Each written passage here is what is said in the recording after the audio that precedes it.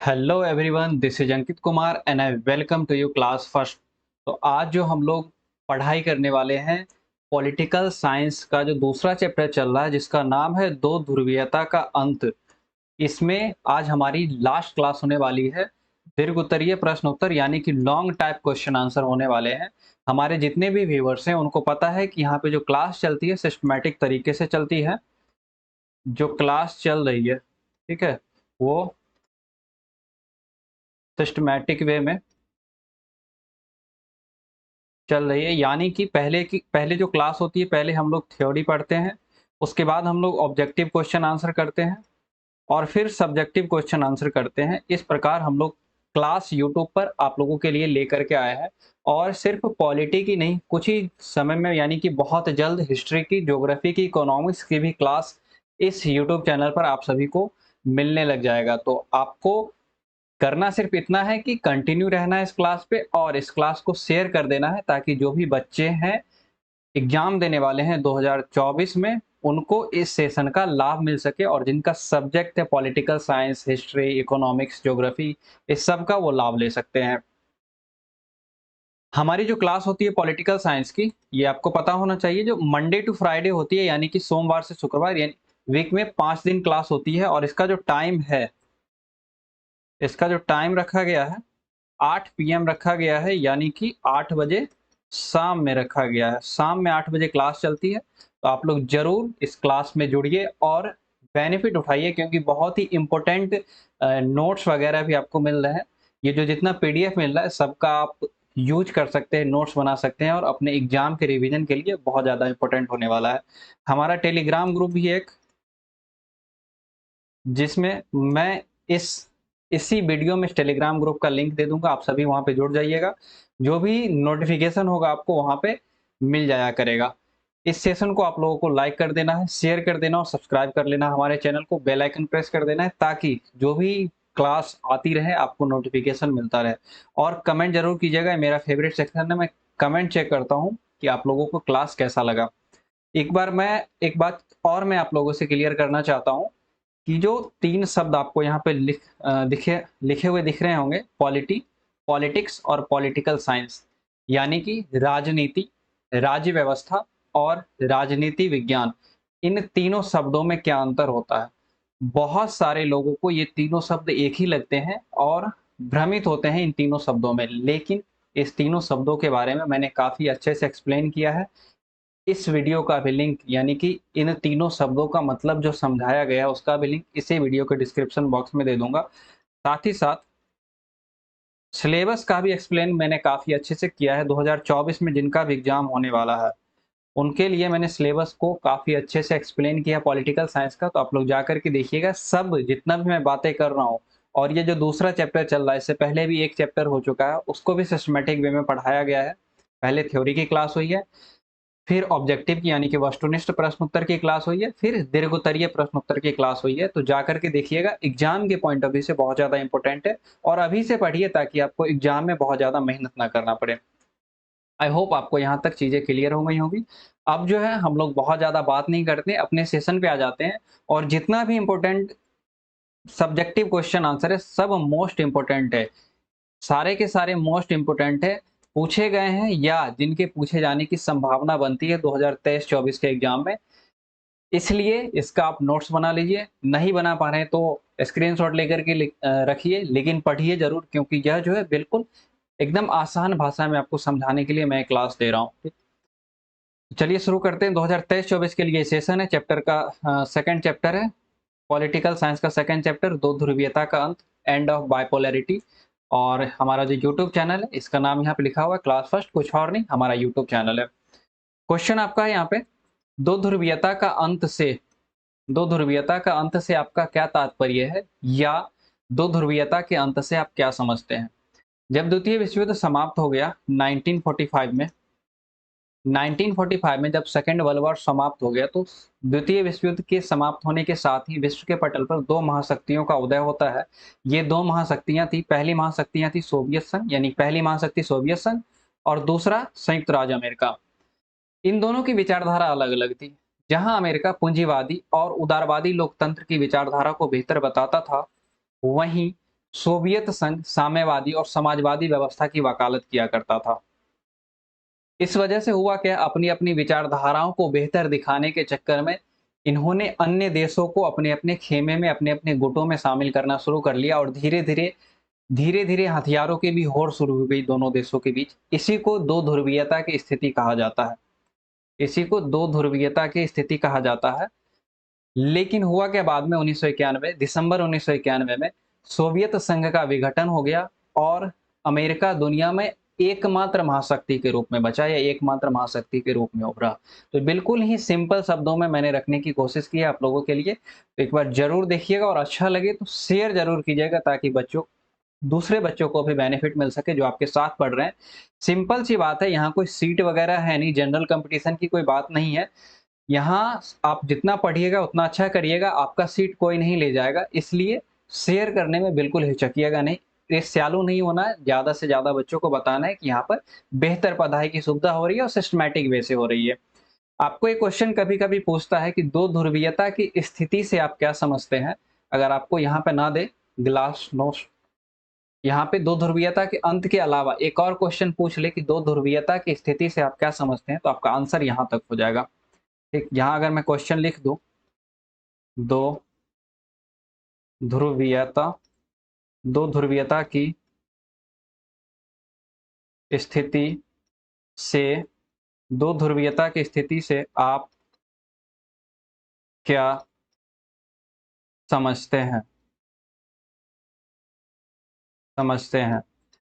तो ऐसे अगर क्वेश्चन दे दे तो यहीं तक आपका आंसर हो जाएगा, बस यहाँ तक आंसर हो जाएगा। लेकिन अगर पूरा दे दे कि दो ध्रुवीयता के अंत के बारे में बताइए या दो ध्रुवीयता के अंत से आप क्या समझते हैं या आपका क्या तात्पर्य है, तो आपका आंसर यहाँ तक पूरा हो जाएगा। आई होप आपको ये बातें समझ में आ गई होंगी। अब हम लोग अगले क्वेश्चन की तरफ चलते हैं और सारे के सारे मोस्ट इंपोर्टेंट है, आपको बार बार कहना ना पड़े मुझे कि इसलिए ऊपर में लिखा गया है। नेक्स्ट क्वेश्चन है ग्लासनोस्ट व पेरेस्ट्रोइका का अर्थ बताइए, अथवा ग्लासनोस्ट व पेरेस्ट्रोइका से आप क्या समझते हैं। यह जो है रशियन भाषा है, रूसी भाषा है। ग्लासनोस्ट और पेरेस्ट्रोइका, पेरेस्ट्रोइका का अर्थ पुनर्रचना होता है और ग्लासनोस्ट का अर्थ खुलापन होता है। 1985 के मध्य में जब मिखाइल गोर्बाचेव सोवियत संघ की कम्युनिस्ट पार्टी के महासचिव बनते हैं, तो जो भी व्यक्ति सोवियत संघ की कम्युनिस्ट पार्टी का महासचिव बनता है वह यूएसएसआर का राष्ट्रपति होता है। तो जब मिखाइल गोर्बाचेव यूएसएसआर के राष्ट्रपति बने तो उस समय यूएसएसआर की व्यवस्था एकदम लड़खड़ा गई थी, चरमरा रही थी। इसी व्यवस्था को सुधारने के लिए उन्होंने दो नीति दिया था या उनके द्वारा दो नीति दी गई थी, जिसको पेरेस्ट्रोइका पुनर्रचना या ग्लासनोस्ट खुलेपन की नीति कहा जाता है। इसके तहत उन्होंने क्या किया था कि अर्थव्यवस्था को सुधारने, जो अर्थव्यवस्था उस समय चरमरा गई थी, सोवियत संघ को जो पश्चिमी की बराबरी पर लाने के लिए, जो पश्चिम काफी आगे चला गया था, बात करें टेक्नोलॉजी के मामले में या बात करें जो बुनियादी सुविधाएं थी, इस सब के मामले में जो बुनियादी ढांचे थे, सड़क, परिवहन, जलमार्ग, इस सब में पश्चिम का देश अमेरिका और उसके जो मित्र मुल्क थे ये सब आगे चले गए थे सोवियत संघ से। और इसी चीज को सुधारने के लिए मिखाइल गोर्बाचेव दो नीति लेकर के आते हैं जिसका नाम पेरेस्ट्रोइका व ग्लासनोस्ट है। आई होप आपको ये बातें समझ में आ गई होंगी, मैंने काफी सरल शब्दों में आपको समझाने की कोशिश की है। अगले क्वेश्चन की तरफ बढ़ते हैं। किन कारणों से मिखाइल गोर्बाचेव को सोवियत संघ में सुधार करने के लिए बाध्य किया, यानी किन कारणों ने, वे कौन से ऐसे कारण थे, वो कौन से ऐसे सिनेरियो बने जिस वजह से मिखाइल गोर्बाचेव सोवियत संघ में सुधार करने के लिए बाध्य हो गए। तो इसका जो उत्तर होगा, सीधा सीधा पॉइंट में लिख देना आपको, या तो नंबरिंग कर सकते हैं, निम्नलिखित कारणों से मिखाइल गोर्बाचेव सोवियत संघ में सुधार करने को बाध्य हुए, या फिर आप पॉइंट बना करके भी लिख सकते हैं। मैंने पॉइंट में यहाँ पे लिखा है आपको आपके सामने। जब वे सोवियत संघ के राष्ट्रपति बने थे तो उस समय सोवियत व्यवस्था चरमरा चुकी थी, ये बात सभी को पता है।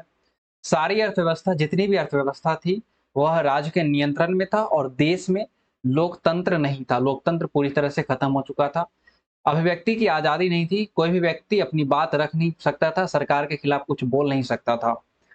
और इसी सब को देखते हुए मिखाइल गोर्बाचेव ने सोवियत संघ में सुधार करने का फैसला लिया। अपनी इसी फैसले के कारण उन्होंने पेरेस्ट्रोइका पुनर्रचना और ग्लासनोस्ट खुलेपन की नीति को उन्होंने लागू किया था। आई होप यहाँ तक आपको समझ में आ गया होगा। बहुत छोटा-छोटा आंसर है और 2 नंबर के आंसर है, इससे ज़्यादा लिखने भी नहीं है, ठीक? यहाँ पे जो आपको नहीं दिख रहा होगा, में लिखा हुआ सिर्फ, देख लीजिए एक बार, सिर्फ लिखा हुआ है, इससे ज़्यादा कुछ नहीं है। आई होप यहाँ तक क्लियर है। नेक्स्ट क्वेश्चन पे चलते हैं कि सोवियत संघ का विघटन क्यों हुआ? बहुत से ऐसे रीजन थे, बहुत से ऐसे कारण थे, जिस वजह से सोवियत संघ का विघटन हो गया। पॉइंट में फिर से वही बात पॉइंट में लिख सकते हैं या फिर नंबर करके लिख सकते हैं। 1 2 3 4 ABCD क ख ग घ, जैसा भी आपको लिखना है आप लिख सकते हैं। हुआ क्या था, जब सोवियत संघ मिखाइल गोर्बाचेव सोवियत संघ के राष्ट्रपति बने थे, तो उससे पहले की जो स्थिति हुई, जो स्थिति खराब हुई, जो जो जिस वजह से सोवियत संघ लड़खड़ाया, उसी स्थिति को हमको यहाँ पे एक्सप्लेन करना है, पॉइंट में लिखना है। सोवियत संघ की राजनीतिक और आर्थिक संस्थाएं जो थी, ये काफी कमजोर हो चुकी थी, जिस वजह से वहां की जनताओं की आकांक्षाएं या इसको इच्छाएं कह सकते हैं, यह पूरी नहीं की जा सकी। बहुत सालों तक सोवियत संघ की अर्थव्यवस्था गतिरोध रही थी, क्योंकि सोवियत संघ वर्चस्व की दौर में उलझा हुआ था अमेरिका के साथ या उसके जो मित्र मुल्क थे उनके साथ। सोवियत संघ ने अपने संसाधनों का अधिकांश भाग या अधिकांश हिस्सा परमाणु हथियार बनाने में या सैन्य सामानों पर खर्च कर दिया, जिससे अन्य जरूरी चीजों पर ध्यान नहीं दिया जा सका। इससे क्या हुआ कि उत्पादन का जो भी लागत था यह बढ़ गया, चीजें खाद्यान्न की कमी हो गई, विदेशी मुद्रा संकट हो गया और जिससे क्या होगा, लोगों की अपनी जमा पूंजी तक खर्च करनी पड़ी, महंगाई बहुत ज्यादा बढ़ गई थी। सोवियत संघ ने अपने संसाधनों का अधिकांश उपयोग पूर्वी यूरोप के विकास पर खर्च किया। पूर्वी यूरोप कहने का अर्थ है जो 9 देश थे पूर्वी यूरोप के, उनके डेवलपमेंट पर खर्च किया गया। इसकी वजह यह है ताकि सोवियत संघ चाहता था कि पूर्वी यूरोप के वो सभी देश सोवियत संघ के कंट्रोल में रहे, सोवियत संघ के नियंत्रण में रहे, और उससे बगावत ना करे, उससे हटकर अलग ना हो जाए। सोवियत संघ की जनता को पश्चिम के जो भी देश थे, संयुक्त राज्य अमेरिका या फिर पश्चिमी यूरोप के देश, ये सब काफी ज्यादा तरक्की कर गए थे और इस बारे में सोवियत संघ की जनता को जानकारी बढ़ी या जानकारी मिली। सोवियत संघ की जनता को यह बताया गया था कि साम्यवादी व्यवस्था दुनिया की सबसे अच्छी व्यवस्था है, लेकिन जब सोवियत संघ की तरक्की के बारे में, वहां के लोगों के लाइफस्टाइल के बारे में और बाकी चीजों के बारे में लोगों को पता चला, तो लोग बगावत कर चुके थे उस समय तक। उसके बाद जो कम्युनिस्ट पार्टी 70 सालों से शासन में थी, यह जनता के प्रति बिल्कुल ही जवाबदेह नहीं रह गई थी, इसलिए जनता का भी मोह भंग हुआ और करप्शन जो है, भ्रष्टाचार सोवियत संघ में काफी बड़े पैमाने पर फैला था। इस वजह से भी सोवियत संघ का विघटन हुआ। इसमें से आप चाहे तो सारा लिख सकते हैं, नहीं तो कुछ 4-5 आप चूज कर लीजिए, लिख सकते हैं, ठीक। आई होप यहाँ तक आपको समझ में आ गया होगा। कुछ भी दिक्कत हो तो कमेंट सेक्शन में कमेंट जरूर करिए, मैं इसका आंसर करने की कोशिश करूंगा। नेक्स्ट क्वेश्चन है, और सारे के सारे फिर से मैं बोलूं मोस्ट इंपोर्टेंट क्वेश्चन है, और सेशन अच्छा लग रहा है तो लाइक भी जरूर करते रहिएगा, ठीक है। पढ़ते हैं क्वेश्चन। भारत जैसे देशों के लिए सोवियत संघ के विघटन के क्या परिणाम हुए, अथवा भारत रूस संबंधों पर एक संक्षिप्त टिप्पणी लिखिए, संक्षिप्त लेख लिखिए। सोवियत संघ के विघटन के बाद क्या हुआ कि दुनिया एक ध्रुवीय हो गई, यानी कि अमेरिका अकेली महाशक्ति बनकर के विश्व के पटल पे उभरा। उसके बाद क्या होता है कि भारत को अपने राष्ट्रीय हित में कुछ नीतियां बदलनी पड़ी, क्योंकि सोवियत संघ से विघटन से पहले भारत की जो नीतियां थी प्रो सोवियत थी, यानी कि सोवियत संघ के हितों में थी। भारत और सोवियत संघ का दोस्ताना माहौल दर्शाता था, लेकिन सोवियत संघ का विघटन हो गया, इसलिए भारत को अपनी राष्ट्रीय नीतियां, जो नेशनल पॉलिसी होते हैं, यह बदलना पड़ा।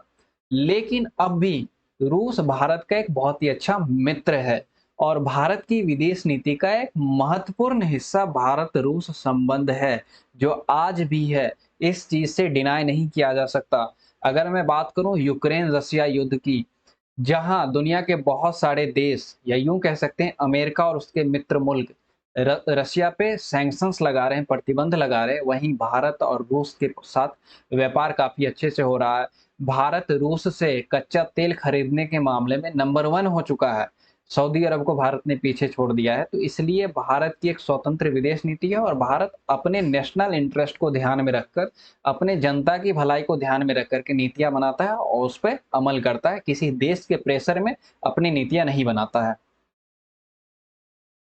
दोनों देशों का सपना जो है, यानी कि भारत और रूस, इन दोनों देशों का सपना बहुध्रुवीय विश्व का है। अभी ऐसा मालूम पड़ता है अभी के सिनेरियो में, जब तक नहीं है। हालाँकि अभी दुनिया बहुध्रुवीय है, लेकिन उस हिसाब से नहीं है जिस हिसाब से कल्पना की जा रही है। अभी भी अमेरिका का बहुत ज़्यादा वर्चस्व है दुनिया में। तो भारत और रूस दोनों ये चाहते हैं कि दुनिया जो है बहुध्रुवीयता बने, जिससे अंतर्राष्ट्रीय पटल पे कई शक्तियाँ रहेगी और किसी एक देश का वर्चस्व नहीं रहेगा। किसी एक देश के झांसे में बहुत सारे देश नहीं आएँगे। इससे होगा क्या कि हर देश अपने-अपने इंटरेस्ट के हिसाब से पॉलिसी बना सकता है। इन दोनों देशों के संबंधों से कई फायदे हुए, जिसमें भारत को क्या फायदा हुआ कि कश्मीर मुद्दे पर सोवियत संघ जिस समय नहीं टूटा था, उस समय भी कश्मीर मुद्दे पे सोवियत संघ ने भारत का साथ दिया था। टूटने के बाद रूस ने कई बार भारत का साथ दिया है। ऊर्जा आपूर्ति पर इससे भी हम रूस से खरीदते हैं। उसके बाद अंतर्राष्ट्रीय आतंकवाद पर जो सूचनाओं का आदान-प्रदान हुआ है दोनों देशों में, रूस काफ़ी हेल्प करता है इसमें। भारत की और पश्चिम एशिया तक पहुँच बनाने में रूस ने भारत की काफ़ी ज़्यादा मदद की है। वहीं अगर रूस को क्या फ़ायदा हुआ तो भारत रूस से हथियार खरीदता है, कच्चा तेल खरीदता है और ऊर्जा का आयात करता है। भारत की जो बहुत सारी परियोजना है, जैसे परमाणविक परियोजना की बात करें, अंतरिक्ष योजना की बात करें, तो इसके लिए रूस बहुत ज़्यादा इम्पोर्टेंट है। परमाणु परियोजना की बात करें तो P75 एक प्रोजेक्ट है, ठीक, जिसके तहत परमाणु पनडुब्बी बनाई जानी है। इसके लिए रूस से बातचीत चल रही है और अंतरिक्ष योजना में अंतरिक्ष को लेकर के भी अंतरिक्ष में प्रोग्राम को लेकर दोनों देशों के बीच अभी कुछ समय पहले ही हस्ताक्षर हुए हैं, कुछ समय पहले ही योजनाएँ बनाई गई हैं। वहीं भारत और रूस विभिन्न वैज्ञानिक परियोजनाओं पे काम कर रहे हैं। डिफेंस में दोनों साथ मिलकर काम कर रहे हैं। आपको ब्रह्मोस मिसाइल याद होगा। ब्रह्मोस मिसाइल याद होगा। इस मिसाइल को दोनों देशों ने मिलकर के डेवलप किया है और इसलिए हम कह सकते हैं कि रूस भारत के लिए बहुत ज़्यादा इम्पोर्टेंट है, वहीं भारत भी रूस के लिए बहुत ही ज़्यादा इम्पोर्टेंट है। तो इस सवाल का आंसर हमारा इतना हो जाएगा कि भारत-रूस संबंध पे दे दे या सोवियत संघ के विघटन के क्या परिणाम हुए थे। ठीक, नेक्स्ट क्वेश्चन पे बढ़ते हैं। सोवियत संघ के विघटन के कारणों का वर्णन करें। कुछ 4-5 कारण हैं, आपको लग सकता है कि काफ़ी ज़्यादा है। आप अपने हिसाब से इसको मॉडिफ़ाई कर सकते हैं। 1-2 घटा-बढ़ा सकते हैं। बढ़ाना तो है नहीं क्योंकि ज़्यादा हो जाएगा, 1-2 घटा सकते हैं। ये आप अपने हिसाब से कर सकते हैं, आपको जो ठीक लगे। जो 4-5 इम्पोर्टेंट कारण मुझे लगे, वो मैं आप सबके सामने यहाँ पर लेकर के आया हूँ। बाकी आपकी मर्ज़ी आप क्या लिखना चाह रहे हैं। आप अपने शब्दों में भी लिख सकते हैं, ज़रूरी नहीं कि आपको इन्हीं शब्दों में लिखना है। आप अपने शब्दों में कब लिख पाइएगा जब आप चीज़ों को समझ पाइएगा कि उस समय दुनिया में क्या-क्या घटनाएँ घटी थी और इसके लिए आपको पढ़ना पड़ेगा। अगर आप खुद से नहीं पढ़ते हैं तो आप हमारे चैनल पे आइए, पूरा सिस्टमैटिक वे में मैंने पढ़ाया है और सबका प्लेलिस्ट मैंने बनाया है, सबका प्लेलिस्ट प्लेलिस्ट आपको मिल जाएगा और अगर नहीं भी आपको खोजने में दिक्कत हो रही है तो आप इसी वीडियो के डिस्क्रिप्शन बॉक्स से उन प्लेलिस्ट पे जाकर के वीडियो को सिस्टमैटिक वे में 1, 2, 3, 4 ऐसे पार्ट में बनाया गया है, आप देख सकते हैं। क्वेश्चन ले लेते हैं कि सोवियत संघ के विघटन के कारणों का वर्णन करें। तो पहला जो कारण है एक दल का प्रभुत्व। आप सभी को पता है कि सोवियत संघ में केवल एक ही दल का प्रभुत्व था। केवल एक ही दल प्रभावशाली दल था, वो था कम्युनिस्ट पार्टी। किसी भी अन्य राजनीतिक पार्टियों के लिए सोवियत संघ में जगह नहीं दी गई थी। कोई भी विपक्ष को स्थान नहीं दिया गया था। और जब ऐसा हुआ तो बहुत सालों के बाद शासन करते-करते ये पार्टी जो है तानाशाही हो गई, इसका रवैया तानाशाही हो गया, लोगों के प्रति बिल्कुल भी जवाबदेह नहीं रह गई। लोकतंत्र को धीरे-धीरे समाप्त कर दिया गया, अभिव्यक्ति की आज़ादी नहीं थी, यानी कि बोलने की आज़ादी नहीं थी। लोग जो है कार्टून बना करके अपना अपनी अभिव्यक्ति दिखाया करते थे, अभिव्यक्ति को एक्सप्रेस किया करते थे। और जब ऐसा कुछ हुआ तो इस वजह से धीरे-धीरे जनता का भरोसा सोवियत संघ से कम होता चला गया। ये तो पहला हो गया। दूसरा था साम्यवादी व्यवस्था। सोवियत संघ की जो व्यवस्था थी साम्यवादी थी और समाजवादी थी, ये सब आपको पता है। इसमें होता क्या है कि राज्य में जितने भी संसाधन होते हैं उस सब पे सरकार का नियंत्रण होता है, कोई भी पूंजीपति वर्ग नहीं होता। रीज़न यही हुआ कि सरकार का नियंत्रण था, पूंजीपति वर्ग नहीं था, तो पूंजीपति वर्ग फला-फूला नहीं। इससे सरकार की अर्थव्यवस्था धीरे-धीरे कमज़ोर होती चल गई, तरक्की नहीं कर पाई और सोवियत संघ टेक्नोलॉजी के मामले में और बुनियादी ढांचे जो थे, सड़क कह लें, परिवहन कह लें, जलमार्ग कह लें या कुछ भी कह लें, इस सब मामले में पश्चिमी देशों की तुलना में पीछे रह गया था। उसके बाद तीसरा पॉइंट हो जाएगा संसाधनों का अनुचित इस्तेमाल। शीत युद्ध का जब दौर चल रहा था तो सोवियत संघ और संयुक्त राज्य अमेरिका के बीच हथियारों की भी होड़ लगी हुई थी। ये बातें आप सभी को पता होंगी। जब ये होड़ लगी थी तो सोवियत संघ ने अपने संसाधनों का और अपने रुपयों का, अपने पैसों का भी अधिकांश इस्तेमाल परमाणु हथियार बनाने या सैन्य सामान बनाने में खर्च कर दिया, जिससे जितनी भी अन्य जरूरी चीजें थी, जो मोस्ट इंपोर्टेंट जरूरी चीजें थी, जनता के लिए उसकी पूर्ति नहीं की जा सकी। उपभोक्ता वस्तुओं के दाम बढ़ गए, खाद्यान्न संकट हो गया देश में, खाद्यान्न दूसरे देशों से खरीदना पड़ा, इस वजह से विदेशी मुद्रा भंडार की कमी हो गई। और जब ये सब हुआ तो इससे बाद महंगाई बढ़ गई, और महंगाई बढ़ गई, जनता को अपनी जमा पूंजी खर्च करनी पड़ी। इससे क्या हुआ कि जनता में फिर से रोष प्रकट हुआ। नेक्स्ट पॉइंट है मिखाइल गोर्बाचेव का फैसला। जब मिखाइल गोर्बाचेव सोवियत संघ के राष्ट्रपति बनते हैं तो उस समय तक आर्थिक और राजनीतिक स्थिति जो है काफी चरमरा चुकी थी। इन्हीं आर्थिक और राजनीतिक स्थिति को गोर्बाचेव सुधारने का फैसला लेते हैं। जब गोर्बाचेव सुधारने का फैसला लेते हैं तो इसी क्रम में वो दो नीति देते हैं, जिसका नाम पेरेस्ट्रोइका पेरेस्ट्रोइका और क्या था, ग्लासनोस्ट ग्लासनोस्ट था।